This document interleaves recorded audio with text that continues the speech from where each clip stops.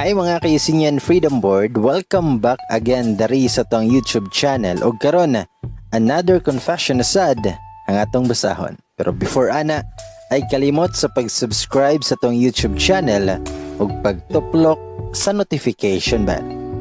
Ug karon mga kaisinyan Freedom Board, ladies and boys, ako si Bay Gamay ug ako nang basahon ang confession karon.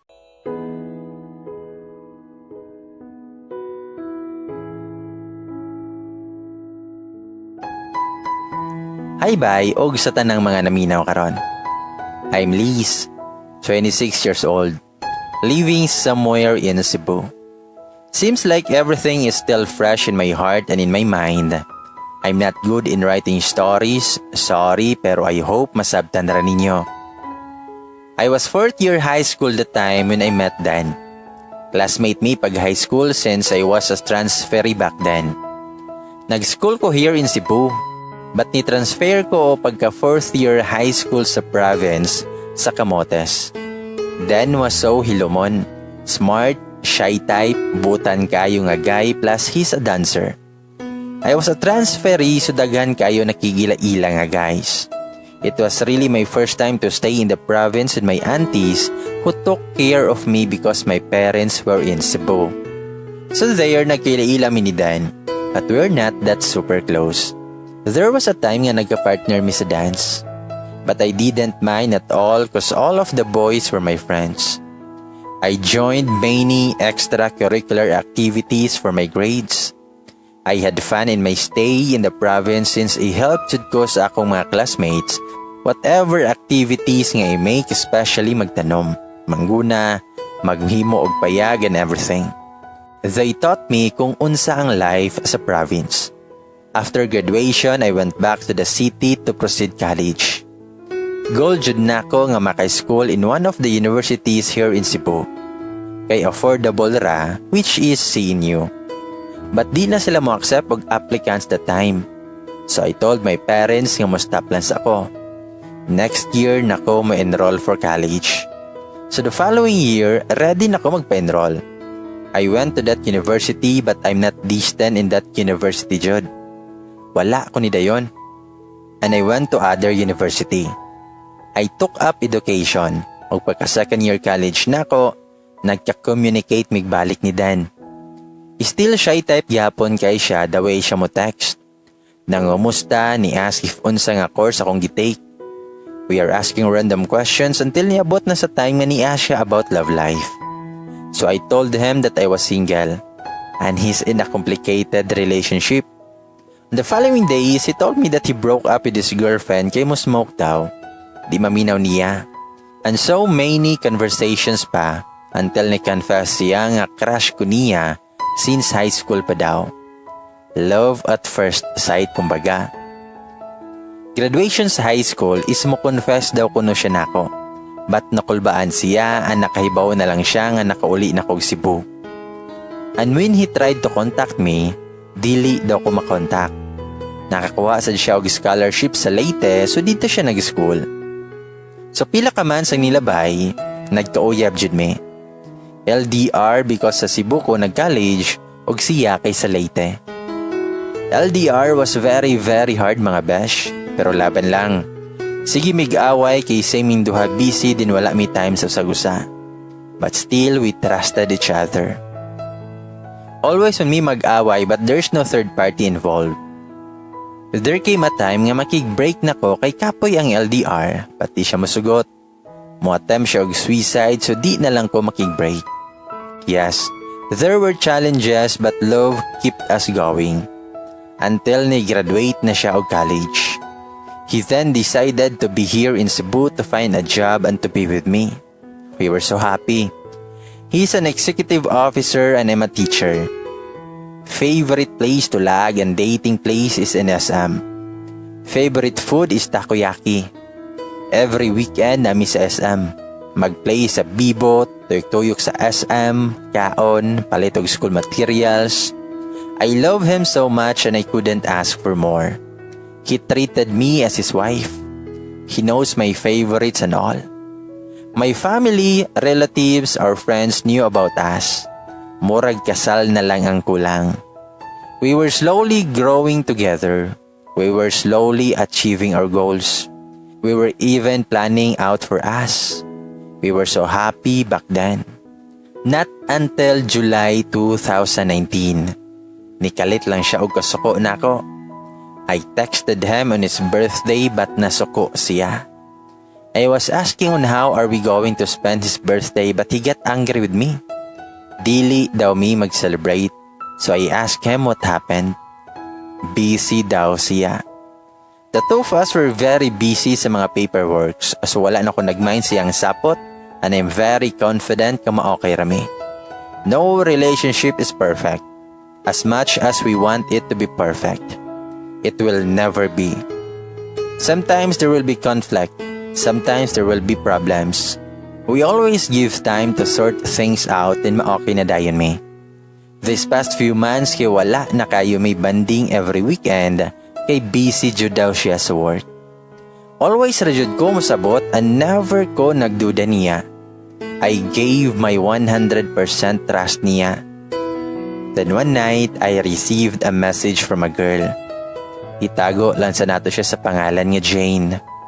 Giingnan ko niya nga my boyfriend is having an affair with his office mate. Mingon si Jane, nga hi Miss Liz, sure then is your boyfriend, right? Mitubag ko yes, ug nangutana ko nga no. Nangutana siya, are you still together? Siyempre mitubag ko yes. Then nangutana ko kinsa siya. Mitubag siya, nga I'm Jane, his office mate. I've heard you're in a long-term relationship. 7 years, right? Are you planning to get married? Mitubag ko, nga nice to know you, miss. Yes, we're planning since dugay na kayo me and then already asked me if musugot na ba ko. So I said yes. Mitubag si Jane, nga honestly, miss, Sir Dan and my friend are dating. They are having an affair without you knowing. And since kahibaw ko nga soon to be wife si Sir, that's why I have this courage to talk to you. Na-confuse ko, gahilak na ko.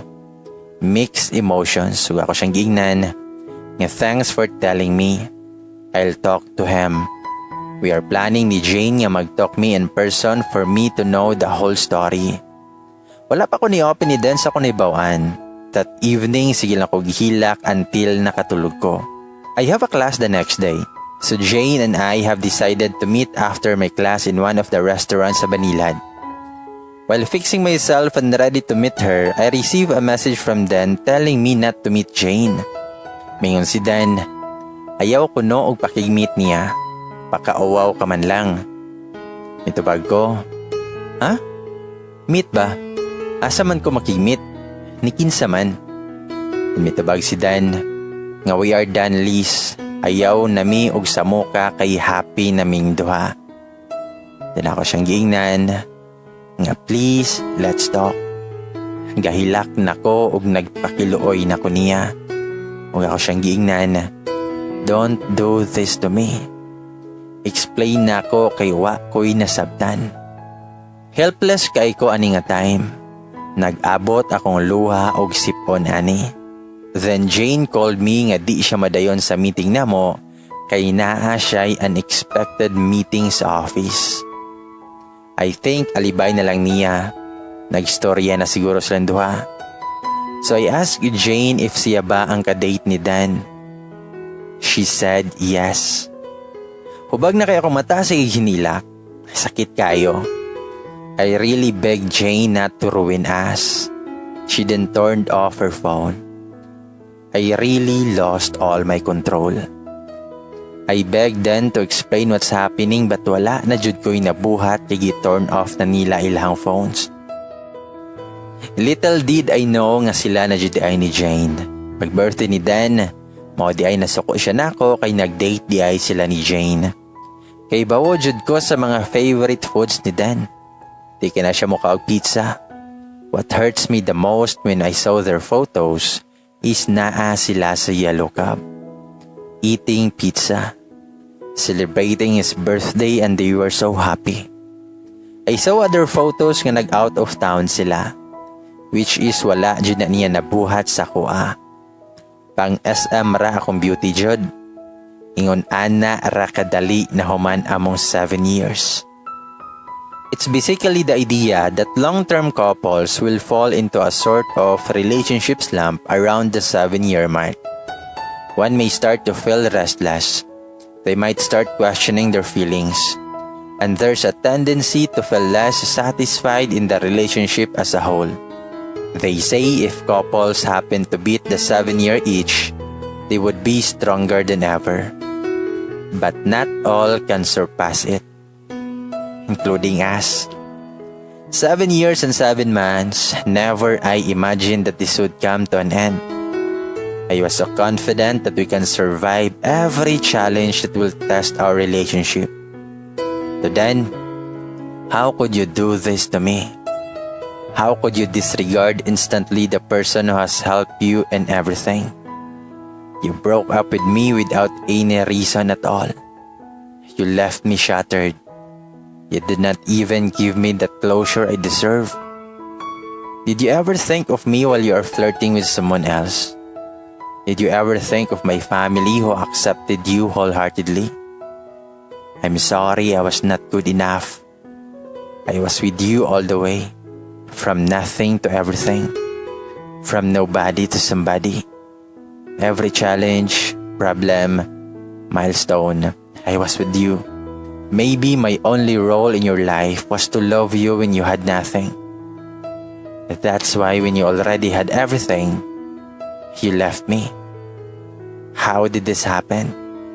I tried so hard to convince you that our relationship is worth fighting for. But you've already made up your mind. I completely lost the fight even before it started. My heart is aching that even though crying can stop what's hurting inside. I deserve to know the whole truth. I deserve answers to my questions. I deserve an explanation. And I deserve a closure. And just so you know, if pakadungog ka ani, papasgan, nag-uol sa to siya sa imong gibuhat na ako. Gitreat man unta kaniya og sakto. He trusted you, but you broke me into pieces.